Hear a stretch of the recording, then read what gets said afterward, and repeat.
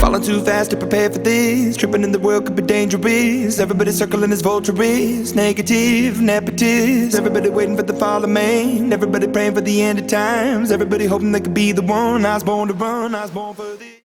Most medical marijuana strands used for helping people with specific disorders often have the THC bred out of them by humans selectively breeding different types of marijuana that contain higher concentrations and lower concentrations of specific cannabinoids. People suffering from epilepsy often are prescribed marijuana-based medicines with the THC bred out of them and high concentrations of a chemical known as CBD or cannabidiol. Clinical trials have shown that this is extremely effective in controlling seizures and has saved the lives of multiple people. An example being then 6-year-old Charlotte Figge, whose parents were told she was going to die due to her constant suffering from grand mal seizures after dozens of different medications failed to help control her over 300 seizures a week. As a last resort, her parents obtained medical marijuana designed to help seizures, and the results were astounding. Medical marijuana has given Charlotte the ability to actually have a life. She now only suffers from 2 to 3 seizures a week, which is a drastic improvement.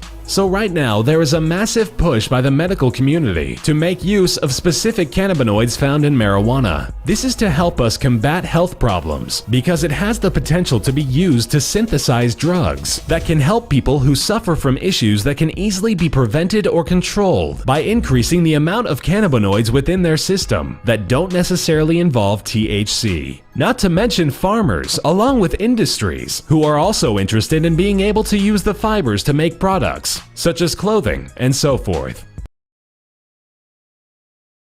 I do what it takes. Always had a fear of being typical. Looking at my body feeling miserable. Always hanging on to the visual. I wanna be invisible. Looking at my years like a martyrdom. Everybody needs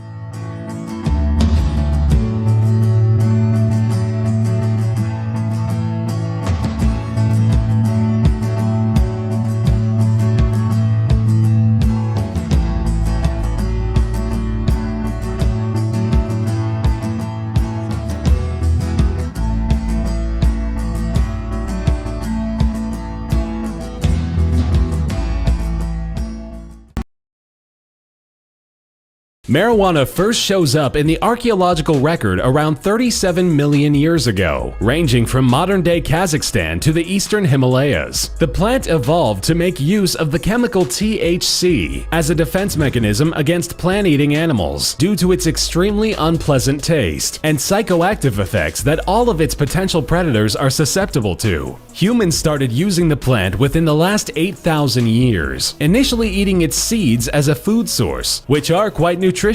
It was later discovered that the plant's stem could be used to make high-quality fibers due to being tough and rot-resistant. These fibers are made out of cellulose and have been used to make durable items, ranging from clothing and rope to paper and bow strings, for thousands of years. And we know this because many products made out of cannabis have survived all the way to today, being used in societies ranging from Spain all the way to Taiwan before finding its way into the Americas with the Europeans. When it comes to the psychoactive properties of marijuana, it is made possible due to the aforementioned tetrahydrocannabinol, or THC. THC works by mimicking the effects of pre-existing neurotransmitters in our brain, known as cannabinoids. Cannabinoids are present in all animals, fish, reptiles, mammals, you name it. They work by altering the activity of neurotransmitters within the brain, which as a result causes the brain to function at a steady rate. In the case of THC, it will cause specific regions of the brain that deal with thoughts, imagination, and perception to heighten to a point where whatever your senses pick up and/or you are thinking about will become more enjoyable and interesting. But it also has the potential to cause anxiety in people not used to it. It should also be mentioned that marijuana has multiple cannabinoids besides THC.